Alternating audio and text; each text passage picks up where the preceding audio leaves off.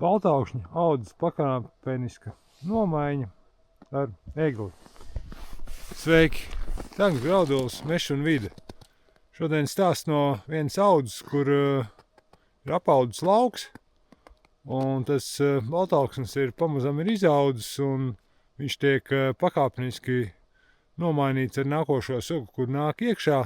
Tā ir pamatā egli. Un it kā ir pieņemts, ka baltauksnis ir jāsēt kalcirtē.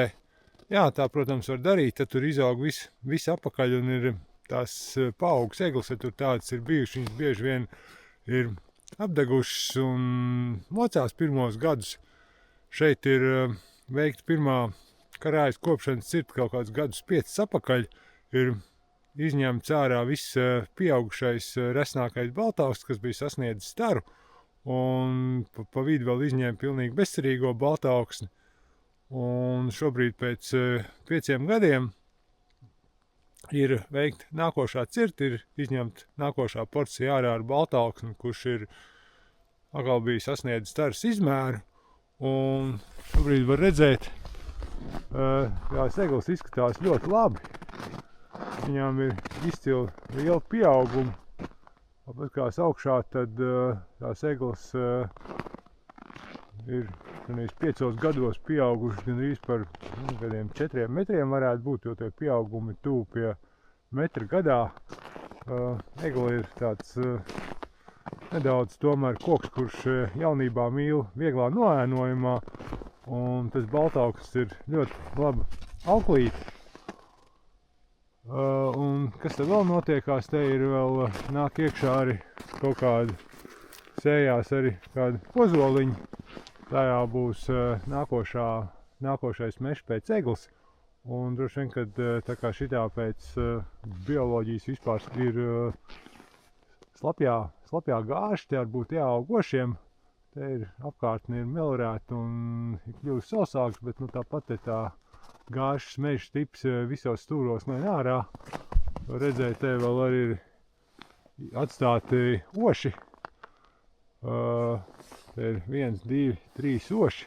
Ošas visas cenšos tā kā atstāt, tāpēc, kad ir cerības, varbūt kādreiz tā ošu slimība beigsies un kāds no viņiem izdzīvos, un kamēr viņi aug, es esmu laimīgs.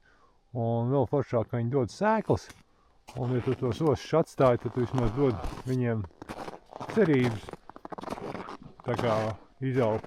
Protams, ir kaut kādi laukumi, kuros tā egli nav sasējusies.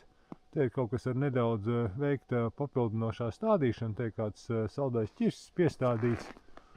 Un tā kā tas mežs ir tomēr samērā salīdzinoši jauns, kurš uzaudzis uz lauksaimniecības zemes, ir ļoti maz tāda meža elementi.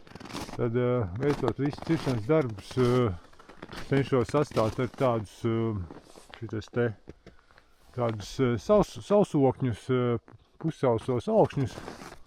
Te ir kāds garāks augsnes, kurš it kā nekāda vērtība teorētiski nav, tikai varbūt malka. Tā kā dabas vērtība tā ir samērā liela. Tāpēc, ka tur jau var redzēt, ka, teiksim, šitas te baltauksnis ir ļoti tievs, viņam nekas no viņa nav, bet te jau ir iekšā kaut kādi kukaiņi dzīvojuši, ir dzeņveidīgi ir kaluši. Te ir vispār tā viena puse smuki nokalta, un tas ir tāds veids, kā var ar ļoti maziem līdzekļiem būtībā neko nedarot vienā kvadrātmetrā, var veicināt dabas daudzveidību mežā. Tas ir pieejams katram meža īpašniekam. Kad es to ciršanu veicu, tad 5 gadu atpakaļ, tad daži teica, nē, tu baltauksni nevar cirt, izlasts cirtē, nekas nesanāks, vējš viņu apgāzīs. Te var redzēt, kāds viņš izskatās pēc 5 gadiem, tad nekas riktīgi nav aplausts. Kaut kur tur no blakus kailcirds, kur ir bišķiņ skrējis vējš, tad, protams, kāds koks arī ir nolūzis, bet, es neteiktu, ka viņi lūst vairāk kā normālā mežā. Ik pa laikam kaut kas nolūst, un tas ir normāls dabiskais process. Protams, šis gads, šī ziema ir ļoti ideāli mežstrādēji. jo zeme ir beidzot sasalusi, un te var ļoti izvest, nepaliek būtībā nekādas pēdas, vienkārši ir piebraukts, jo tā arī tā ciršanas plānošana ir taisīta tā, kad ir pastāvīgo ceļu sistēma, un kad, lai vienmēr te var iebraukt ar traktoru, pa laikam tie ceļi tiek bišķiņ patīrīti ar krūmgriezi, un tā, lai tā, kad vajag atbrauc kaut ko nozāģē, lai tā audze ir ērta apsaimniekošanā. Un tā egla ir vienkārši ļoti skaisti un brīnišķīga. Būtībā šeit ir kaut kur vietnāms ar 50 un pār par 100 eglēm uz hektāru, kas varētu pilnībā pietikt pieaugušam egļu mežam.